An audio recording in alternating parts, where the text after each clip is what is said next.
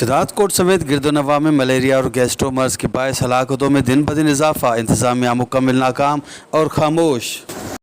Malaria के बारे में जेका बीमारी फैलजी वही आहे या जेके मोशन वारा जेके दस्त उल्टी आहे, इहो जेको असांजे इलाइक़े खे ईअं वकोड़ियो आहे जेतिरो सैलाब असांखे तंग न कयो, जेतिरो असांखे हींअर जेको फ़का कुशी नंढड़ा बचड़ा आहिनि, मच्छर आहिनि, इहे आहिनि, इहे असांखे जेके आहिनि शदादकोट जे जेके इर्द गिर्द जेके नंढा शहर आहिनि या तालका आहिनि, इन्हनि में असांखे इन शइ जो जेको वधि खां वधीक नुक़सानु आहे असांजे जेके आहिनि बचड़नि ते ऐं इन्हनि ते जेको हितां जी शदादकोट जी इंतिज़ामिया या जेके इन्हनि खे जेको अचे थो मेडिसन अचे थो सरकारी अस्पताल में, उन में असांखे का बि नज़र खाई नथो अचे। चौधारी पाणी बि ठाहे इन पाणी बीहण जे करे जेको आहे सो ख़ुसूसन काफ़ी बीमारियूं जेको आहे सो मुंहुं कढिया आहे, जंहिंजे मलेरिया तक़रीबन 70% माण्हू को मलेरिया वकोड़जी विया आहिनि।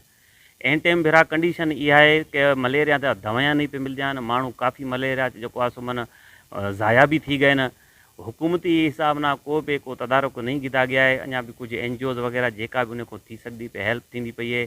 डॉक्टर वटि वञ त घटि चूं घटि मन मलेरिया ते मन पहिरीं विज़िट ते तो साढ़े 3 खां 4 हज़ार रुपया ख़र्च थी पे वेंदे आहिनि। सो ग़रीब माण्हू हिकु त उन को बरसाति ते उन न फसल रहा न घर रहा न उन माल रहा।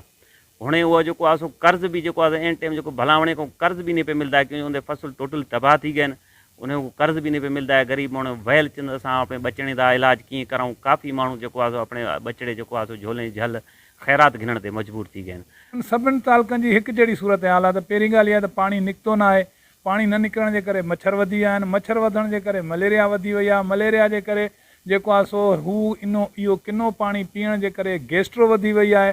डेली असां लाश था खणूं, डेली असां लाश ॾिसूं था पिया। सर ज़ुल्म बि आहे ऐं नाइंसाफ़ी बि आहे। असां बार बार मुतालबो कंदा रहिया आहियूं, जेकॾहिं गवर्नमेंट नथी करे त भली न करे, असां UN खां मुतालबो कयो आहे। हिननि जी छा मर्ज़ी आहे, जेकॾहिं आदमशुमारी पॉपुलेशन हिन खे ईअं घटाइण जो तरीक़ो आहे त पोइ हिकु मनो ज़हर जो स्प्रे करे वञनि त असां आवाम मरी वञूं।